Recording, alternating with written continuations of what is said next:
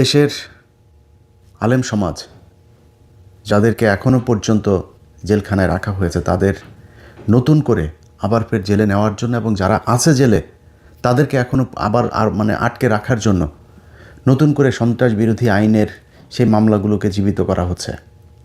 কেরানীগঞ্জে প্রথম আলো, anti terrorism unit পুলিশের এবং সিটিটিসি এরা মিলে ডিজিএফআইয়ের একটা চক্র কেরানীগঞ্জে তাদের পূর্বের এক অভিনেতা আছে আলামিন নামে এক ব্যক্তি, তিনি এই বিভিন্ন মাদ্রাসা খুলতো, সে মাদ্রাসা খুলে নিজের মতো করে সেখানে কিছু ওই পোটলা পাটলি বোমা টোমা হাবিজাবি বানানোর যে জিনিসপত্র আছে এই ধরনের জিনিস নিয়ে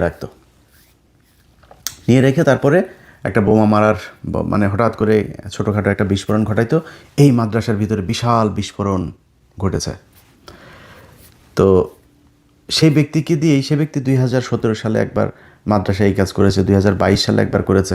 তাকে আওয়ামী লীগ কখনো জেলে বেশি দিন রাখেন নাই। বর্তমান সরকারের সময় সে জেলের বাইরেই ছিল, তাকে হঠাৎ করে তাকে দিয়ে নতুন করে আরেকটা সেই একই ধরনের অভিনয় করানো হলো কেরানীগঞ্জে। সেই ব্যক্তি আলেমও না, কোনো ইসলামী দলেরও কোনো কিছু না। তাকে দিয়ে এটা ঘটানোর পরে প্রথম আলো বিশাল করে 5-6টা নিউজ একটার পর একটা এই নিয়ে ডিসেম্বরের 26 তারিখের ঘটনা করে আবার ফের বুঝাইতে চাচ্ছেন। সে পত্রিকার খবর হয়তো আমি কি বলছি আপনারা বুঝতে পারছেন, হয়তো অনেকে দেখেন নাই। আপনারা না দেখলেও এগুলো কিন্তু দূতাবাসে পাঠানো হয়েছে। ডেইলি স্টার, আবার প্রথম আলো এটা তো আবার ইংলিশে করে, ডেইলি স্টার হুবহু ওই নিউজই করে, ওইটা পাঠানো হয়েছে দূতাবাসে। দূতাবাস দেখছে 25 তারিখে তারেক রহমান দেশে ঢুকলো, আর 26 তারিখে আবার ফের শুরু হয়ে গেল। এই যে আপনাদেরকে যত তেলবাজি করছে না প্রথম আলো, ডেইলি স্টার, আপনারা এদের চেহারা খুব ভালো করে জানেন, কিন্তু ভুলে গিয়েছেন। কারণ কি, ওই সেই লুটেরা, চাঁদাবাজ, ধান্দাবাজ, টেন্ডারবাজ সব এক হয়েছে। আবার ফের লুটে পুটে খাওয়ার এক নতুন বন্দোবস্ত শুরু হয়েছে। এটার বিরুদ্ধে কথা বলবেন, আপনি কোনো জায়গায় পাত্তা পাবেন না। আপনাকে সব জায়গা থেকে বন্ধ করে দেওয়া হবে, সব জায়গা থেকে আপনার গলা চেপে ধরা হবে। আপনি যেন মানুষের জন্য, এই দেশের কোনো রাজনীতিবিদ, কেউ যারা ক্ষমতায় ছিল, কেউ কোনো দিন আপনাদের জন্য, এই দেশের মানুষের জন্য কিচ্ছু করে নাই। এই যে আমাদের দেশে বন্যা হয় না, এই বন্যাটাও রাজনীতিবিদদের জন্য আশীর্বাদ। বন্যায় আপনার সব কিছু হারায় যায়, কিন্তু আপনার এলাকার চেয়ারম্যানের ঘরে আগের চাইতে আরও বেশি সম্পদের পাহাড় হয়। আপনার এলাকার যে ইউএনও আছে, আপনার এলাকার যে ডিসি আছে, সবার ঘরে ঘরে টাকা। সব চাইতে বেশি লাভবান হয় দুর্যোগ ত্রাণ মন্ত্রণালয় আছে না, এদের পুরো পরিবার দোয়া করতে থাকে পুরো সারা বছর, কখন বন্যা আসবে, বর্ষা আসবে, জলোচ্ছ্বাস হবে, ঘূর্ণিঝড় হবে, এদের ঈদ লেগে যায়। আপনার চিকিৎসার জন্য আপনাকে সরকারি হাসপাতালের ওই বেডের নিচে যে জায়গা আছে, ওইখানে স্বেচ্ছেতে জায়গায় পোষা পায়খানার মধ্যে আপনারে ফেলে রাখা হয়েছে। আপনার ট্রিটমেন্ট হইল না হইলে এটা নিয়ে কেউ চিন্তা করে নাই, কারণ তাদের পাতলা পায়খানা হইল সোজা সিঙ্গাপুরে যাওয়ার ব্যবস্থা করা আছে। এটাই আমার সেই দেশ। সেখান থেকে মনে হয়েছিল যে আমরা বোধহয় বের হয়ে একটা সুন্দর একটা জায়গায় যাব। কেউই চেষ্টা করে নাই। এই যে 2 দিন পর ভূমিকম্প হয় না, আল্লাহ না করুক, এটা আপনাদের জন্য একটা বিশাল সংকেত। এই সংকেত দিয়ে বোঝানো হচ্ছে যে 2200 মানুষকে আপনাদের চোখের সামনে মারা হয়েছে। সেই রক্তের সাথে আপনারা বেইমানি করেছেন নিজেদের চেয়ারগুলো পেয়ে। তারপর খুব সুখে আছেন মনে করেন, এত সুখ মনে করার কিছু নাই। ওই যে আগার গায়ে, ওই যে গাজীপুরে বৃদ্ধাশ্রমগুলো আছে না, যায় দেখেন, কোনো রিক্সাওয়ালার মা ওই জায়গায় নাই। আপনাদের মতো চেয়ারে বসে থাকা মানুষকে তার শরীরের ক্যান্সারের এই যে একটা কেমোথেরাপি দিতে গেলে এই সরকারি হাসপাতালে মহাখালীতে যায় দেখেন, নিজের চোখে দেখেছি। হাসপাতাল নিয়ে অনেক নিউজ আছে আমার, যে দেখেন কিভাবে বসিয়ে রাখা হয়েছে তাদেরকে। টাকা দিতে হয়, না দিলে কেমন সিরিয়াল পাওয়া যায় না। ঢাকা মেডিকেলে একটা ছোট্ট একটা বেডের জন্য কত কান্নাকাটি, এর তদবির ওর তদবির, নানা তদবির ছাড়া কেউ এখানে যা থাকতে পারবেন না। ট্রিটমেন্ট নাই। এই যে মানুষগুলির ওইখানে এই কষ্ট দেন না, কষ্ট দেওয়া নিজে সিঙ্গাপুরে ট্রিটমেন্ট নেন, এই জন্য আপনাদের বাবা মাদেরকে যায় এই বৃদ্ধাশ্রমে থাকতে হয়।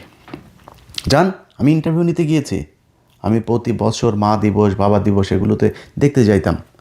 কোথায় গুলশানে বাড়ি, কোথায় অমুক বিশ্ববিদ্যালয়ের বিশাল বড় এক প্রফেসর, অমুক সেনাবাহিনীর ব্রিগেডিয়ার একজন, পুলিশের অমুক ডিআইজি, হ্যাঁ, এদের মারা, এদের বাপারা ওইখানে থাকে। এটাই মানুষের অভিশাপ। আমরা এই দুনিয়ায় কেউই একদম 100% ফেরেশতা হয়ে আসি নাই। আমাদের সবার ছোট বড় পাপ সাপ আছে, কিন্তু মিনিমাম এই মানুষগুলো করার জন্য ভাই এত টাকার তো দরকার নেই। টাকা খাইতে পারতেন তো, আপনার তো টাকা খাওয়ার সেই ব্যবস্থা আছে, আপনি খাইতে পারতেন, সমস্যা কি? এইভাবে লুটপাট করতে হবে? কি দেখেন নাই শেখ হাসিনার যে পতন, এই পতন দেখেন নাই? এই পতনের পরে আপনি কোন আশায় আবার ফের নতুন করে এগুলো শুরু করেছেন আপনারা? কি মনে করেন এগুলোর বিচার হবে না? এগুলো এমনি পার পেয়ে যাবেন? কিছু কিছু ডিসি, পুলিশ, এসপি, এদের ভাবসাব দেখলে মনে হয় যেন 5 আগস্ট এরা নিজের চোখে দেখে নাই। আজকে এই যে জোর জুলুম করে বিভিন্ন জায়গায়, আমি কোনো দলের ব্যাপারে বলছি না, এক দলের ঋণ খেলাপি তার প্রমাণ আছে, তারে মনোনয়ন বৈধ। একজনের ছোট্ট একটা নামের বানান ভুল, বাদ ওইটা। ওনাদের যেমনে মনে চায় তেমনে করছেন। 5 আগস্ট দেখেন নাই? ওই যে সিরাজগঞ্জের ওইখানে এক থানার ভিতরে কয়টা পড়েছিল দেখেন নাই? এগুলো তো আপনাদের চোখের সামনেই ঘটেছে। তো আপনারা যদি মনে করেন যে সামনে যারা ক্ষমতায় আসবেন তারা আরেক শেখ হাসিনা হয়ে যাবেন, বাংলাদেশের মানুষ এটা খুব সহজভাবে মেনে নেবেন, এবং মানুষ এখন মানবেও না। এত ক্ষমতাশালী না, মানে হাসিনার পিছনে সারা পৃথিবী ছিল, এটা সত্যি কথা। এই যে মানুষ এই যে আলেমদেরকে মারতো না, মেরে মেরে মেরে মেরে তারপরে এই দেশটাকে বানানো হয়েছে একটা জঙ্গি রাষ্ট্র। এই জঙ্গি রাষ্ট্রকে বাঁচাইতে হলে কি করতে হবে? শেখ হাসিনাকেই রাখতে হবে। যদি না রাখো তাহলে তোমরা কিন্তু ওই দেশ কিন্তু জঙ্গি ধরে নিয়ে যাবে, এরকম এক চিত্র তুলে ধরা হয়েছিল। পাশের শক্তিশালী দেশ ভারত সর্বোচ্চ সাপোর্ট দিয়েছে তাদেরকে। আপনারা কোন দল, বিএনপি বা জামাত, যে আসেন আপনাদেরকে দিবে? করেন নাই, ঠিক করেন নাই। নিজেরা ঠিক হবেন এরকম কোনো আলামত নিজের চোখে দেখছি না। সব জায়গাতে একই অবস্থা, যা মনে চায়, যার যেভাবে মনে চায়। এই কয়দিনে কিছু জিনিস দেখলাম, শিক্ষা হইল যে যাদের ক্ষমতা আছে, ধরেন পুলিশের একজন অমুক বিশাল বড় এক অফিসার, ওনারা নিয়ে কিছু করতে যাবেন, আপনারা ফোন দিবে সেনাবাহিনীর আরেক অফিসার, সেনাবাহিনীর ওনারা নিয়ে করতে যাবেন, দিবে বিশাল বড় এক ব্যবসায়ী।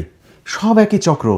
শুনবেন না ওই সেনাবাহিনীরটা, শুনবেন না পুলিশের বিরুদ্ধে বলতে গিয়ে পুলিশেরটা ব্যবসায়ীর বিরুদ্ধে শুনবেন না, ওই ব্যবসায়ী খাবে আপনার কাছে, পুলিশেরটা শুনবেন না, তাহলে সেনাবাহিনী।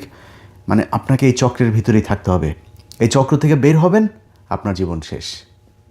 আপনি জীবনে কোনো দিন শান্তিতে থাকতে পারবেন না। বহুত কিছু ভাই, এই যে দেখেন না, এই যে জুলাই যোদ্ধা, এই যে সুরভি নামে এক মেয়েকে আপনার করা হলো, মেহেদি নামে একজনকে আপনার গ্রেপ্তার করা হলো।